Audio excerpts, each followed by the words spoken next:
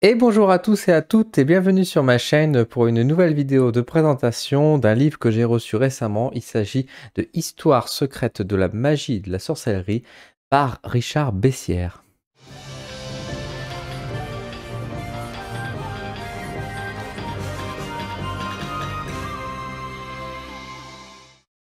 Avant d'aller plus loin, j'aimerais remercier les éditions Bussière pour m'avoir envoyé ce livre pour vous le présenter. Donc on va comme d'habitude vous faire une vue de caméra rapprochée pour vous montrer un peu les chapitres, comment est le contenu du livre. Ensuite je vous fais un petit instant lecture et je vous donne mon avis à la fin de cette vidéo. Alors, Histoire secrète de la magie et de la sorcellerie par Richard Bessières, des origines à nos jours. Comme je vous ai dit, c'est sorti donc aux éditions Bussière le 10 janvier 2022, donc c'est tout récent. Il est sorti au prix de 12,50 € pour 304 pages. Alors, à l'intérieur du livre, on va étudier un peu plus le domaine de la magie et de la sorcellerie, mais d'un point de vue historique. Richard Bessières étant un chercheur, un historien-chercheur dans les études scientifiques et des phénomènes inexpliqués, la crêpsie, je ne connaissais pas. Il a écrit plusieurs ouvrages justement sur la thématique de la magie, mais d'un point de vue d'historien, ce qui rend les choses très intéressantes. Alors je vais vous montrer à quoi ressemblent les chapitres. Hop, donc voilà, la table des matières. Introduction, donc ici avec le chapitre 1 sur l'histoire de la magie nous était compté, chapitre 2, voilà, et donc on a quand même 22 chapitres, hein, c'est quand même assez complet, avec différentes époques historiques, j'ai envie de dire, avec différentes magies, ce qui est écrit dans les sources d'histoire, qu'est-ce qu'on peut dire et comment cela fonctionne un petit peu. À l'intérieur du livre, au début, nous avons un petit avertissement ici, vous voyez, fruit d'un travail de recherche qui n'occulte pas certaines parties très sombres de la magie. Les derniers chapitres de ce livre contiennent des scènes violentes impliquant du sang et de la violence physique, pouvant choquer certaines personnes. Aussi, il était préférable de l'adresser à un public averti. Donc vous voyez que ça ne rigole pas. Ici, nous sommes face à un livre donc d'histoire. Donc on a une introduction. Donc là, vous voyez, on a une petite photo. C'est assez rare. La plupart du temps dans l'ouvrage, vous voyez, c'est quand même du texte. Alors, c'est un travail d'historien, mais on voit quand même que c'est assez aéré en termes d'écriture, donc c'est assez agréable. Le texte donne plusieurs explications et c'est assez clair, assez limpide, donc ça c'est plutôt chouette. C'est complet, comme on pourrait s'attendre à l'intérieur du livre. Voilà, la magie des plantes, donc vous voyez, on étudie quand même pas mal de choses, magie des parfums, on fait vraiment le tour, hop, on a ici le mauvais œil, etc. Qu'est-ce que le mauvais œil? L'initiation, donc on a quand même, vous voyez, Ninon de Clan Claude, aujourd'hui à 85, si vous voulez savoir quoi, bah allez-y, il faudra lire le livre. Donc vous voyez que voilà, ça à l'intérieur, il n'y a pas beaucoup d'images, hein, c'est principalement du texte, mais ça a le mérite malgré tout d'être quand même tout bien aéré, et donc ça permet d'avoir quand même une lecture fort agréable. Donc voilà ce qu'on pouvait dire sur la présentation du livre, il n'y a pas grand chose d'autre à vous montrer. Je vous propose du coup d'aller directement en vue caméra visible de ma tête pour que je vous fasse une petite lecture et que je vous donne ensuite mon avis au sujet de ce livre. Donc je vais vous faire un petit instant lecture à la page 5 avec l'introduction comme d'habitude, hein, pour vous donner un peu la qualité d'écriture et comment l'auteur rédige pour voir si ça peut vous plaire éventuellement. Donc introduction page 5. Le présent ouvrage est une réaction contre la science positive qui a toujours essayé de jeter sur la magie un manteau de confusion, si bien que le non-initié se sent, dans cette accumulation désordonnée, glissé dans un océan de polyvalence gratuite et désespérante. Aussi convient-il d'intégrer les faits magiques dans l'ensemble de nos connaissances, du moment que l'homme d'aujourd'hui a du mal à tolérer la coexistence des deux domaines de pensée qui ne s'articulent pas entre eux. C'est, je pense, le meilleur préliminaire à donner à cet ouvrage. Occulte, magique, signifie caché, mais s'il nous fallait ranger dans l'occultisme, dans le magique, tout ce qui nous était caché, il faudrait y comprendre l'imagination poétique et musicale, la métapsychique, les lois mathématiques et de la relativité, la lumière électrique dont nous ignorons la nature, les remous de la conscience collective, les forces qui nous poussent à aimer les uns et les autres et à ignorer les autres, le génie, le sex appeal, les origines et les destins de notre société, en gros à peu près toutes les sciences humaines. Voilà, donc je vous donne juste le début, hein, comme je vous ai dit, je ne veux pas aller beaucoup plus loin. Comme vous pouvez le voir, l'écriture, donc la façon dont c'est marqué, moi ça me rappelle beaucoup forcément quand un peu les ouvrages historiques, vous avez l'habitude de lire un peu des livres d'histoire, on retrouve un peu cette patte assez analytique, assez cadencée. C'est vrai que l'auteur est parfois assez dur dans ses propos, parfois un peu fort. Mais en même temps, sur les sujets qu'il traite, je pense que c'est pas plus mal parce que nous sommes face à un ouvrage qui va donc étudier la magie, la sorcellerie, et son but à lui, c'est non pas de discréditer justement ce phénomène, mais au contraire d'essayer de lier les deux et de comprendre en fait ce qui est du vrai, de ce qui est du faux, et de ce qui est l'artificiel, de ce qui est réalisable. Et en soi, son objectif est vraiment pour moi très intéressant et très positif. Et c'est vrai que du coup, on tombe parfois sur certaines enfin, sur un certain, j'allais dire déni, c'est pas un déni, c'est pas ça du tout, mais sur un certain, une certaine condescendance. Mais ça, c'est quelque chose qui n'est pas forcément propre à l'auteur, mais ce que je trouve général dans l'histoire, les historiens en général, dont j'en faisais moi-même partie à une époque, euh, où effectivement, dans les propos parfois, bah, comme là on peut le lire au tout début, hein, quand je vous ai lu à la page de l'introduction, quand il nous dit par exemple des mots comme voilà, de glisser dans un océan de polyvalence gratuite et désespérante, on sent tout de suite un petit peu l'attaque. Mais après, encore une fois, elle est justifiée aussi.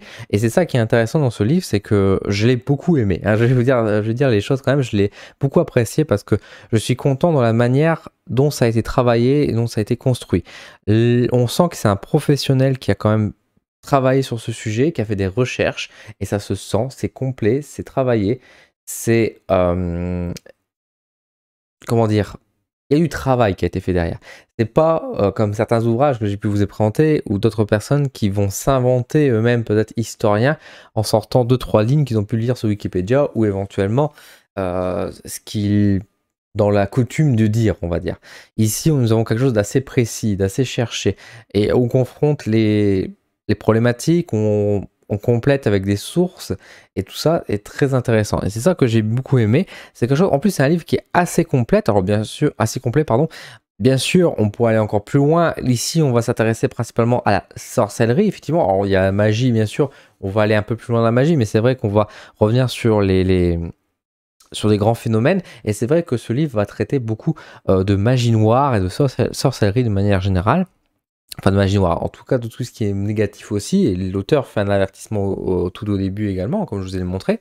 Et c'est vrai que ça paraît étonnant, mais en même temps c'est intéressant parce que c'est vrai que ça permet de déjà remettre les choses au clair sur ces systèmes, mais au lieu de idéaliser parfois, bah oui effectivement quand on voit par exemple ce qui se passe sur les réseaux sociaux, sur TikTok par exemple pour prendre le phénomène, hein, avec les witch sorcières, les sorcières de TikTok, hein, qui aujourd'hui est plus élan d'influenceuses et qui touche à des choses sans vraiment savoir, voire même parfois à rendre les choses agréables. Je pense par exemple effectivement à tout le phénomène de Satan, etc., donc, dont le livre en parle beaucoup, et qui a tendance à rendre Satan parfois un peu assez sexy, assez positif finalement comme image, là où justement ce livre vient mettre en garde un peu plus en détail et qui vient remettre les pendules aussi à l'heure. Et ça en soi je trouve ça intéressant.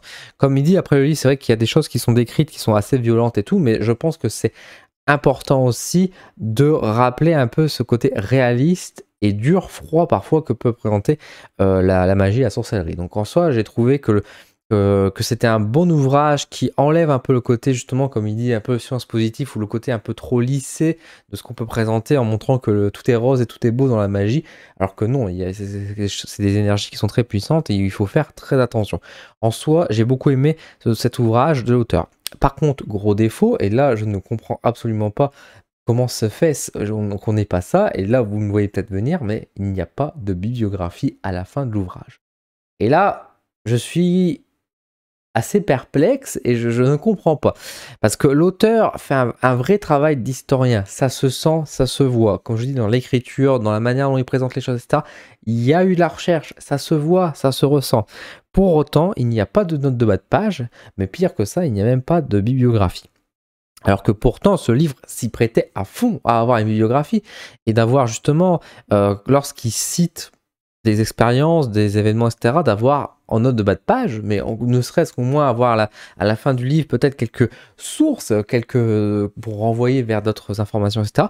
On ne les a pas. Alors, c'est vrai que ça me surprend pas mal. Maintenant, l'auteur, ça veut pas dire pour autant qu'il ne cite rien, comme certaines personnes font d'habitude, justement, dans notre univers ésotérique, où on a tendance à sortir une info comme ça, sans justifier vraiment et sans citer la source. Ici, je rassure quand même, l'auteur pousse quand même beaucoup dans la citation, notamment lorsqu'il va parler d'un certain sujet, il va renvoyer vers un tel ouvrage, etc. Mais c'est juste que dans la présentation, il n'y a pas la source qui est répétée, par exemple, à la fin, en bibliographie. Alors, c'est peut-être mon côté, encore une fois, historien aussi, et le traumatisme qu'on m'a donné quand j'étais durant mes études, où on poussait un peu sur ça. Mais moi, je pense que c'est tout à fait sain d'avoir à la fin de l'ouvrage au moins une bibliographie pour aller plus loin, et notamment lorsque l'auteur nous parle d'expérience, nous parle de certaines choses, etc., d'avoir une petite note de bas de page qui permet de dire, bah tiens, si ça t'intéresse, va lire l'article de machin, va lire ce livre-là à tel passage, etc., si tu veux en savoir plus. Surtout que, encore une fois, le livre, comme je dis, il est assez complet, mais on peut vouloir, justement, et ce genre de livre nous incite, je pense aussi, à développer notre esprit critique, à développer notre connaissance, etc. Et c'est dommage que finalement, il ne nous donne pas forcément la possibilité. Est-ce que c'est une volonté de l'auteur? Est-ce que c'est une volonté de l'édition? Ça, ce sera toujours quelque chose qui va rester un peu mystérieux pour moi, mais c'est dommage. C'est dommage parce que c'est quelque chose qui aurait pourtant pu être bon. Et puis, enfin, encore une fois, surtout dans des ouvrages comme ça, pour être reconnu, je pense, on va dire un petit peu, j'allais dire positif, mais surtout pour avoir une reconnaissance, on va dire aussi un petit peu scientifique, entre guillemets, bah, ne serait-ce d'avoir des sources à la fin, c'est le minimum, j'ai envie de dire. Donc c'est vrai que je suis un peu perplexe par rapport à ce choix. Au-delà de ça, ça ne gâche pas pour autant, on va dire, le contenu et tout le savoir qui est partagé par Richard Bessiat, pardon. Encore une fois, moi j'ai beaucoup aimé le livre, je le trouve vraiment très intéressant. Il y en a un autre qui va sortir aux éditions Bussière justement sur tout ce qui est lié à l'histoire celtique. Et là je suis très enthousiaste de l'avoir parce que tout ce qui est druidique, etc., c'est quelque chose qui me parle et que j'aimerais travailler un petit peu plus. J'ai notamment lu un peu des livres d'histoire sur ce domaine, donc j'aimerais voir un auteur qui pour le coup ne rejette pas la magie comme font bon nombre d'historiens en décrédibilisant ce phénomène, mais justement avec un point de vue d'un auteur qui lui est intéressé, qui y croit et qui met quand même aussi des mises en garde, c'est comme ça. Donc tout en gardant un esprit un peu, je peux dire cartésien forcément, mais un esprit quand même critique. Et ça c'est important.